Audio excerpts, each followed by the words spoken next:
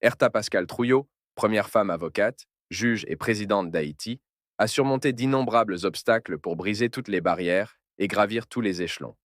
En 1990, elle prend les rênes de la nation pour organiser des élections historiques.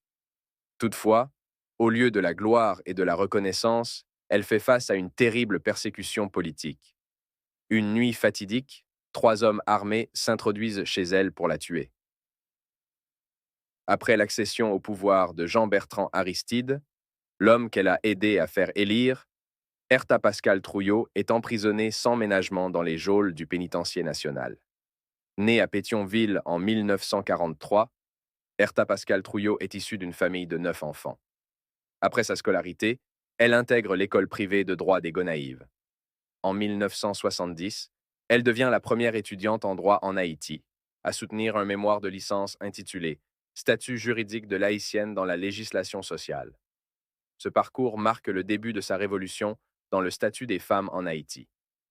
Après l'obtention de son diplôme, elle ouvre un cabinet d'avocats à la rue des Miracles, en s'associant avec d'autres jeunes juristes, dont Ernest Trouillot, qui deviendra son mari. Cette initiative fait d'elle la première femme avocate à ouvrir un cabinet en Haïti et à devenir membre du Conseil de l'Ordre des avocats. Auteur de nombreux ouvrages et études juridiques, Herta Pascal Trouillot publie également une encyclopédie biographique d'Haïti en plusieurs tomes, une œuvre réalisée sur plusieurs décennies. Après un séjour aux États-Unis, elle publie en 1981 au Grand Boulevard de la Liberté, un ouvrage sur la société américaine. Le 25 janvier 1979, elle est nommée juge au tribunal civil de Port-au-Prince, une première pour une femme en Haïti. Cette nomination représente une avancée énorme pour les droits des femmes dans le pays. En 1986, Herta Pascal Trouillot devient juge à la Cour de cassation, une consécration qui la rapproche encore plus de l'histoire d'Haïti. En mars 1990, elle franchit une nouvelle étape en prêtant serment en tant que présidente provisoire d'Haïti. Son parcours est jalonné de premières. Première femme à rédiger un mémoire de licence en droit, première femme avocate membre du Conseil de l'Ordre des avocats, première femme juge, première femme présidente d'Haïti, première femme auteure d'une encyclopédie biographique d'Haïti.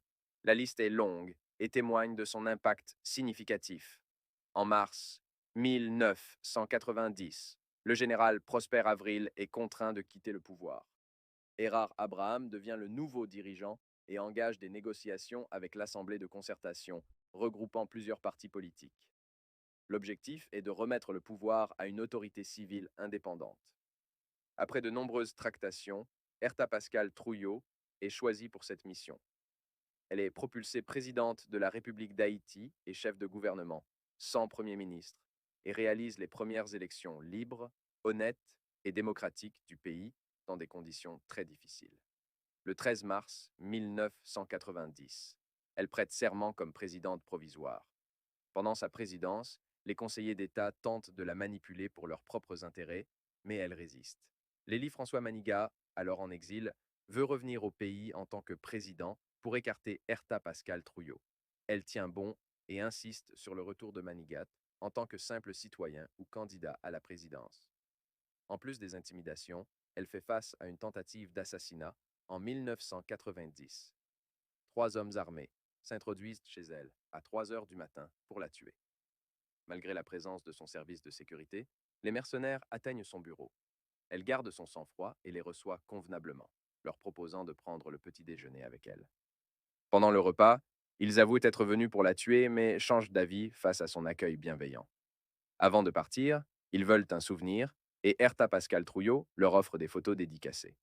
Ces hommes, membres du parti Lavalas et envoyés par Jean-Bertrand Aristide, assurent à la présidente qu'ils seront désormais ses protecteurs. Quelques mois plus tard, le 16 décembre 1990, elle organise des élections libres et démocratiques, remportées par Jean-Bertrand Aristide. Malgré cette preuve d'honnêteté, Aristide reste méfiant envers Pascal Trouillot. Un jour, elle est victime d'une tentative de coup d'État. Des hommes armés pénètrent chez elle, où elle se trouve en famille. Elle entend des coups de feu à l'extérieur. Ne réalisant pas qu'il s'agit d'un coup d'État orchestré par une partie de l'armée avec Roger Lafontan, elle tente de joindre Son frère Alix Pascal, connu sous le nom de Tite Pascal, paraplégique après avoir été blessé par les tontons Macoutes sous le régime Duvalier. Tite Pascal arrive chez sa sœur sans savoir ce qui se passe. Les hommes de La Fontan le menacent et exigent que Herta Pascal Trouillot les accompagne. Sous la menace, elle est emmenée au Palais national, où Roger Lafontan la force à lire une lettre de démission sous la menace d'une arme.